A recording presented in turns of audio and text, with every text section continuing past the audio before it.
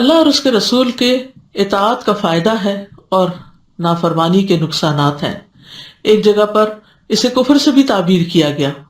سورۃ آل عمران میں آتا ہے قل اطیعوا اللہ والرسول فإن تولوا فإن اللہ لا يحب الکافرین، کہہ دیجئے اللہ اور رسول کا حکم مانو، پھر اگر وہ منہ پھیر لے تو بے شک اللہ کافروں سے محبت نہیں رکھتا۔ پھر ایک جگہ پر آتا ہے کہ اللہ اور اس کے رسول کی اطاعت سے روگردانی نفاق کی علامت ہے۔ وَإِذَا قِيلَ لَهُمْ تَعَالَوْا إِلَىٰ مَا أَنزَلَ اللَّهُ وَإِلَى الرَّسُولِ رَأَيْتَ الْمُنَافِقِينَ يَصُدُّونَ عَنْكَ صُدُودًا، اور جب ان سے کہا جائے کہ جو کچھ اللہ نے نازل کیا ہے اس کی طرف اور رسول کی طرف آؤ، تو آپ منافقوں کو دیکھیں گے کہ آپ سے منہ موڑ لیتے ہیں، منہ موڑنا۔ اللہ اور رسول کی اطاعت نہ کرنا گمراہی کا باعث ہے۔ فرمایا وَمَن يَعْصِ اللَّهَ وَرَسُولَهُ فَقَدْ ضَلَّ ضَلَالًا مُبِينًا، اور جو کوئی اللہ اور اس کے رسول کی نافرمانی کرے تو یقیناً وہ گمراہ ہو گیا، واضح گمراہ ہونا۔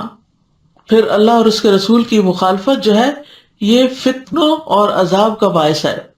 اللہ اور اس کے رسول کی مخالفت پر وعید بھی آئی ہے، اور نبی صلی اللہ علیہ وسلم کی اطاعت نہ کرنے والے کا نبی صلی اللہ علیہ وسلم سے کوئی تعلق نہیں، یعنی جو آپ کے طریقے سے بے رغبتی اختیار کرے وہ آپ میں سے نہیں۔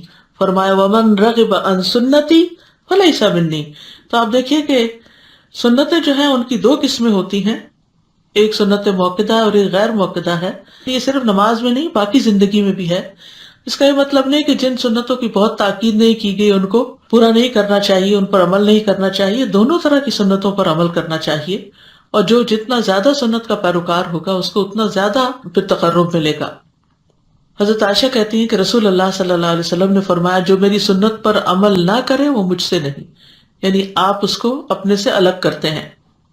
اور انسان جب نبی صلی اللہ علیہ وسلم کی مخالفت کرتا ہے تو وہ سراسر گمراہی کے راستے پر نکل جاتا ہے، کیونکہ ہدایت ملتی ہی ان لوگوں کے راستے پر چلنے سے ہے جن پر اللہ نے انعام کیا ہو، اور ان میں انبیاء ہیں، اور انبیاء کے سردار محمد صلی اللہ علیہ وسلم ہیں جن کی سنت محفوظ ہے۔